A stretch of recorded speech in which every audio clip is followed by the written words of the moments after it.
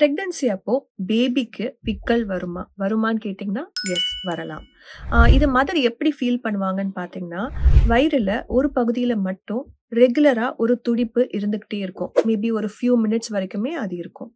So இது மாரி இருக்கும்போது, ஏதாவது ஸ்பெசிஃபிக்கா மதர் பண்ணணுமா? சில மதர்ஸ் கேட்பாங்க, "தண்ணி குடிக்கணுமா? பாப்பாக்கு விக்கல் இருக்கிறதுனாலன்ட்டு." எந்த விதமான ஆக்டிவிட்டீஸும் நீங்க எக்ஸ்ட்ரா பண்ணணும்னு அவசியம் கிடையாது. இந்த ஹிக்கப்ஸ் வந்து பேபிக்கு தானே ஃபியூ மினிட்ஸ்ல செட்டில் டவுன் ஆயிடும்.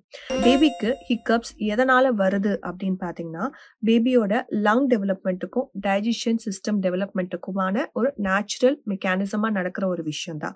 ஸோ ஹிக்கப்ஸ் பேபிக்கு வந்ததுன்னா, அது நல்லது தான். அது தானாவே செட்டில் ஆயிடும். Thank you.